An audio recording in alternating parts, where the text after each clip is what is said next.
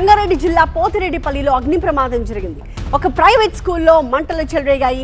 అయితే అదృష్టవశాత్తు ఇవాళ స్కూల్కి సెలవు కావడంతో పెద్ద ప్రమాదం తప్పిందని చెప్పాలి. ప్రస్తుతం ఫైర్ సిబ్బంది అక్కడ మంటల్ని అదుపు చేస్తూ ఉన్నారు.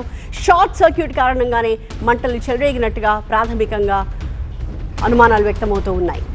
సో ప్రస్తుతం అక్కడి నుంచి విజువల్స్ మనం చూస్తూ ఉన్నాము. ఒక ప్రైవేట్ స్కూల్లో చెలరేగిన మంటల ధాటి ఏ స్థాయిలో ఉందో కనిపిస్తోంది. నిజంగా పెద్ద ప్రమాదంగానే దీని గురించి మనం చెప్పాలి. సంగారెడ్డి జిల్లా పోతిరెడ్డిపల్లిలో శ్రద్ధ ప్రైవేట్ స్కూల్లో జరిగింది అగ్ని ప్రమాదం. 2 ఫైర్ ఇంజిన్ల సహాయంతో ఫైర్ సిబ్బంది ఆ మంటల్ని అదుపు చేస్తూ ఉన్న దృశ్యాలు చూస్తూ ఉన్నాము. భారీ శబ్దంతో స్కూల్ బాత్రూంలో ఒక్కసారిగా మంటలు చెలరేగినట్టుగా తెలుస్తోంది.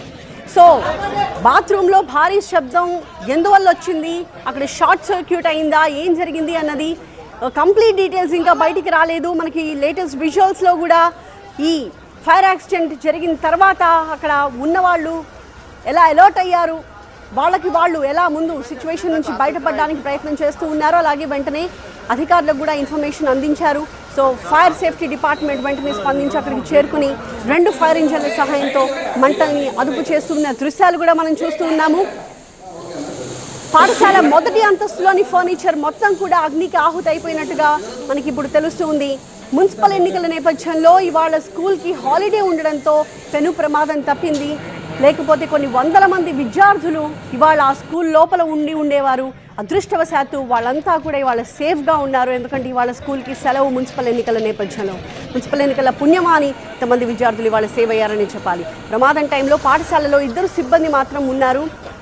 మనకి ప్రస్తుతం వస్తున్న రిపోర్ట్స్ ప్రకారం ఎలాంటి క్యాజువాలిటీస్ రిపోర్ట్ కాలేదు.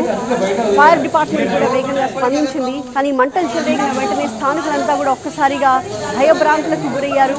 అక్కడికి వచ్చిన అధికారులకు వాళ్ళకి ఏం జరిగింది అన్నది అక్కడ వాళ్ళు వివరిస్తున్న దృశ్యాలు కూడా మనం చూస్తున్నాము. వాళ్ళంతా కూడా ఒక ప్యానిక్లో ఉన్నది చాలా స్పష్టంగా మనకు అర్థమవుతోంది. బయట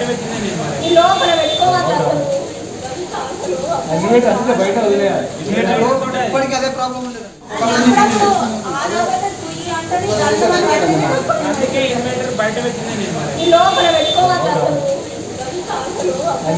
బయట ఇప్పటికీ అదే ప్రాబ్లం ఉండదు.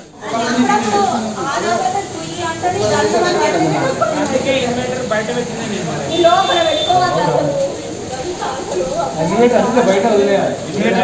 ఇప్పటికీ అదే ప్రాబ్లం ఉండదు.